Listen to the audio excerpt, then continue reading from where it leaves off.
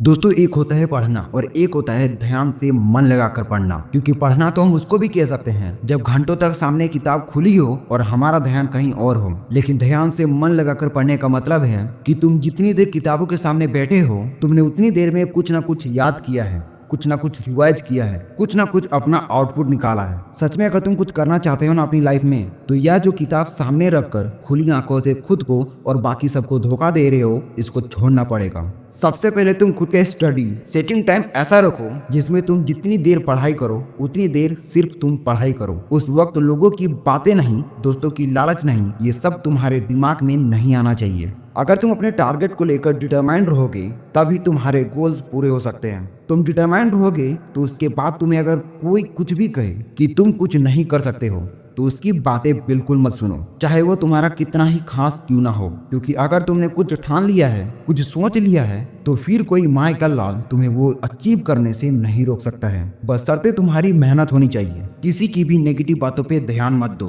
तुम्हारा काम है लगातार पढ़ाई करना, अपने गोल के लिए, अपने करियर के लिए, अपने फ्यूचर के लिए। बस उसके लिए मेहनत करते रहो। जिस दिन मन हारने लगे उस दिन ये अपने आप से पूछना कि क्या तुम्हारे माँ बाप इसी दिन को देखने के लिए तुम्हें इस दुनिया में लाए थे? क्या इसी दिन के लिए तुम्हारी माँ ने वो 9 महीने का दर्द सहा कि मेरा बेटा बड़ा होके मेरे त्याग का ये सलाह देगा? क्या इसी दिन के लिए उस बाप ने तुम्हारे पैदा होते ही अपनी सारी इच्छाओं को त्याग करके तुम्हारी सारी जरूरतों को पूरा करने में उसने अपनी सारी जिंदगी बिता दी? बस तुम्हारे माँ बाप की एक ही उम्मीद है कि तुम अच्छी तरह से पढ़ाई करो और अपने पैरों पे खड़े हो पाओ। क्योंकि उन्हें बहुत ही अच्छी तरह से पता है कि अगर तुम काबिल नहीं बने, अपने पैरों पे खड़ा नहीं हुए, तो ये दुनिया तुम्हें कैसी ठोकरें देंगी। और इन्हीं ठोकरों से तुम्हें बचाने के लिए तुम्हारे माँ बाप अपनी इच्छाओं को, अपनी जरूरतों को, सारी चीजों का त्याग करके दिन रात मेहनत कर रहे हैं तुम्हारे लिए कि तुम उन ठोकरों से बचो। वो बस इतना चाहते हैं कि जो जिंदगी में हमने देखा है वो मेरा बेटा ना देखे, वो मेरी बेटी ना देखे। कि जितने दर्द हमने झेले हैं वो मेरा बेटा ना झेले। और बस तुम क्या कर रहे हो? दिन रात सोशल मीडिया में घुसे हो,